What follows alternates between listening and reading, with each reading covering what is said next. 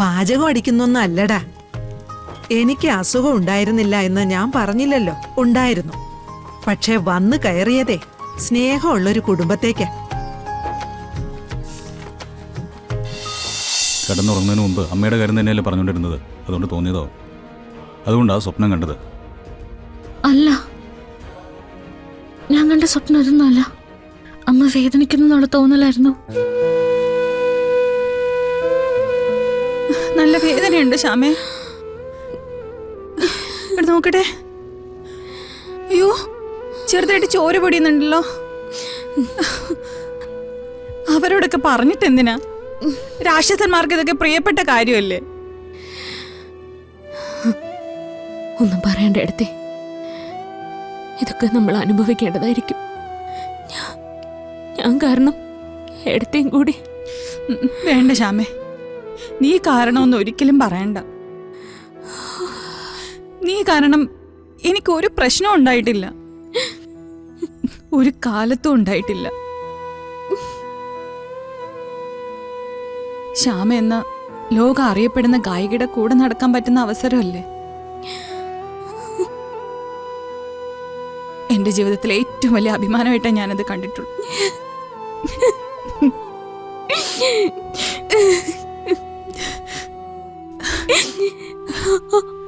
വേദനയുണ്ടോ?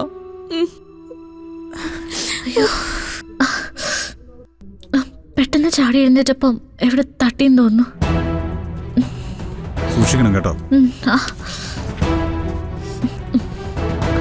മതി മതി.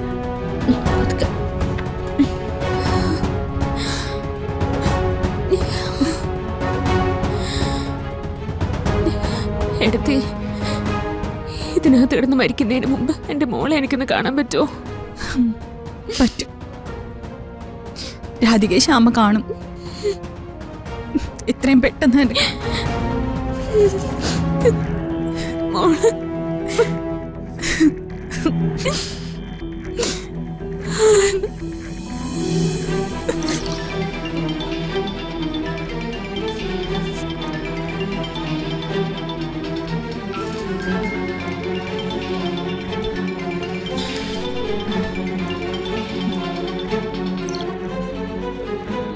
ഹലോ രാധികേ.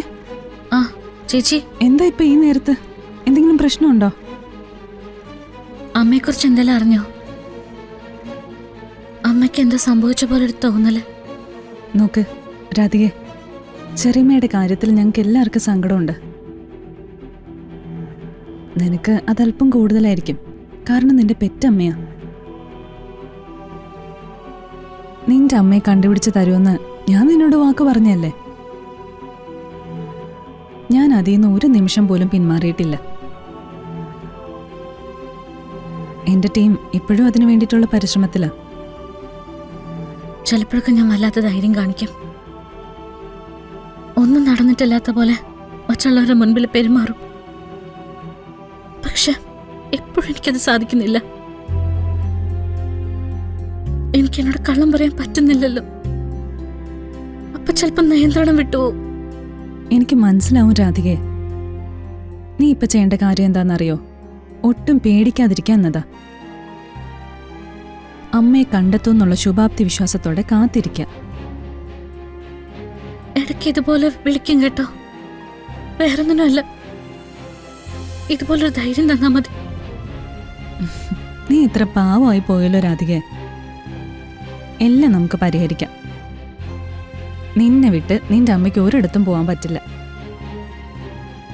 അത് അമ്മ തന്നെ നിന്നോട് പറഞ്ഞിട്ടുള്ളതല്ലേ.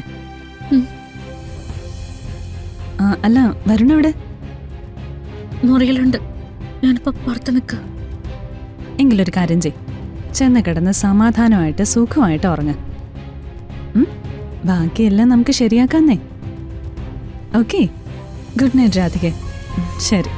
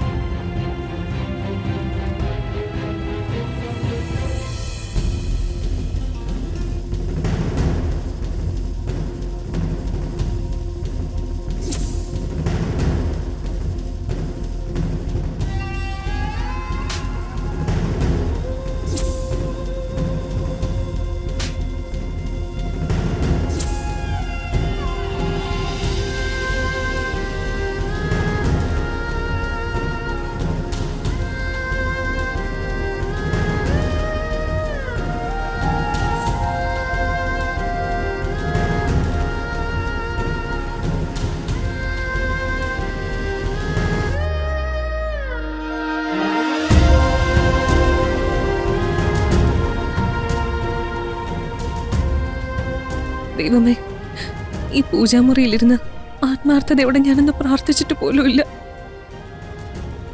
ഞാൻ ഇതുവരെ ഒരു മൂഢസ്വർഗത്തിലായിരുന്നു. എല്ലാരും എന്റെ കൂടെ ഉണ്ടാവും, എല്ലാവർക്കും എന്നെ ഇഷ്ടമാവൂന്നൊക്കെ ഞാൻ കരുതി. പക്ഷെ അത് തെറ്റാ. എല്ലാവർക്കും അവരവരുടെ കാര്യം വലുത്. ഇപ്പൊ ഞാൻ എല്ലാവർക്കും ഒരു ശല്യ. ജീവിതത്തിന്റെയും സ്നേഹത്തിന്റെയും വില എന്താണെന്ന് ഞാൻ ഇപ്പോഴാ തിരിച്ചറിയുന്നത്.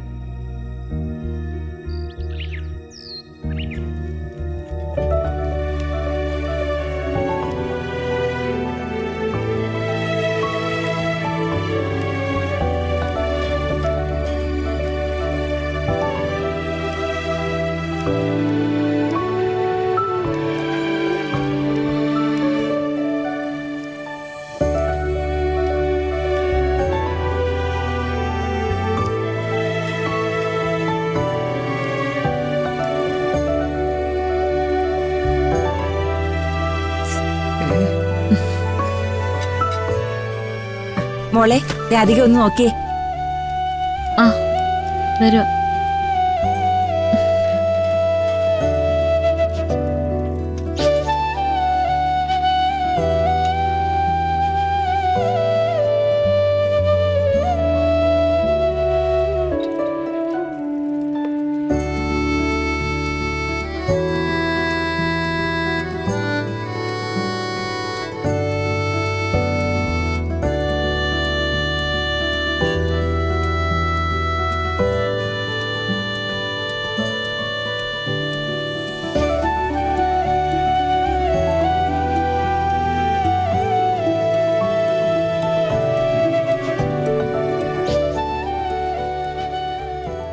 ഇപ്പൊ കറക്റ്റ്. യശോദേ, ഈ കൈപ്പുണ്യം എന്താ ദൈവം നമുക്കാർക്കും തരാത്തെ?